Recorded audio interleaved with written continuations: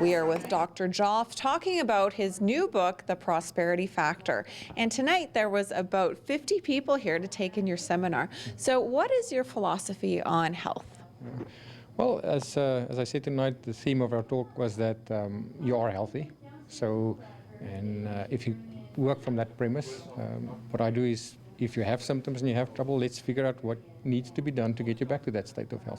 Your cells are designed to fix itself, and if that's not the case, there must be a missing link or a piece of the puzzle that we need to find to get you back to that state. So your birthright and your genetics say that you should be healthy. If you're not, something is missing. What do we need to find, or what do we need to do to help the body kick in and fix itself?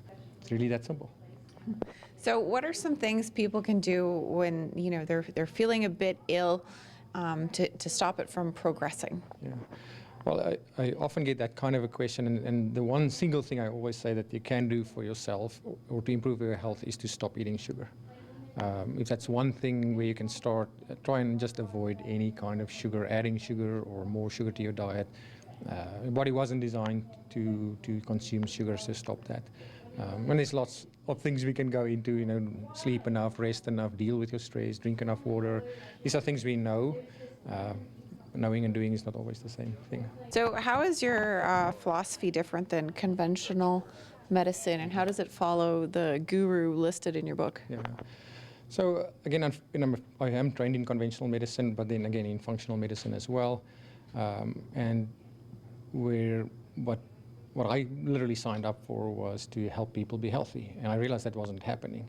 So conventional medicine often nowadays is more of a sickness industry. We manage symptoms with mostly drugs, and we're not fixing the problem. We're not getting to the root of the problem.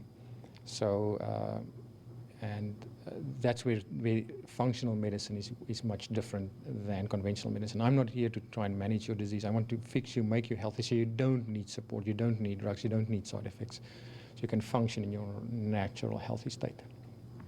How important is it that people look at other aspects of their health and their lifestyle, not just the physical being? Mm-hmm.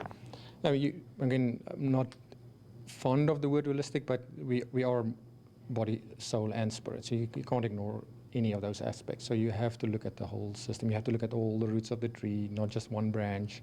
So we are spiritual beings, and you have to look at all of those things: body, soul, spirit, stress, environment, and then the whole picture. And if you fix enough of problems in those areas, the cumulative effect is that you will return to your healthy state.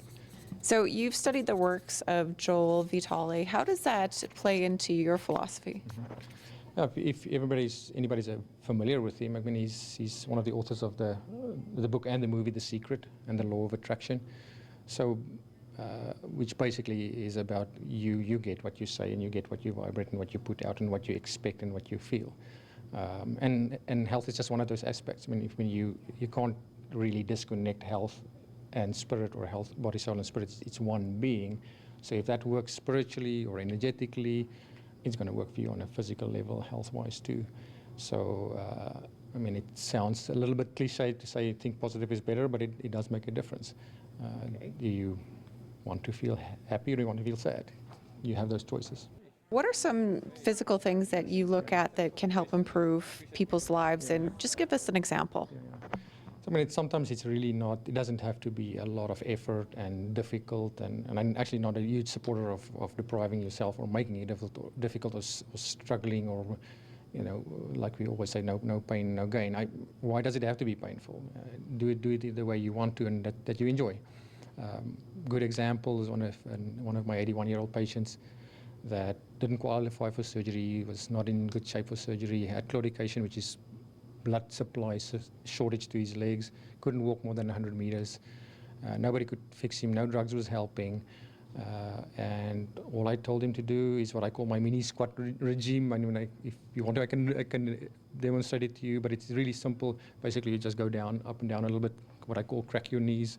Every time you're brushing your teeth, or in the shower, or going to the washroom, or you're answering the phone, you do your 10 mini squats. So he was doing 60, 80, 100 mini squats a day. and within 3 months his claudication went away. So what happened there is he just switched on his genes. His genes was switched on, and his body decided, I need to make more blood vessels for my legs because that's what I need. And that's what happened. No drugs, no side effects. That's the kind of things that can happen. So if people want more information or to obtain a copy of your book, how can they do that? Yeah. The easiest is probably just go to my website, www.drjof.com, and all the information is there. Even send me an email. And he'll answer, he said. Yeah. So thank you so much for speaking with us. That's my pleasure.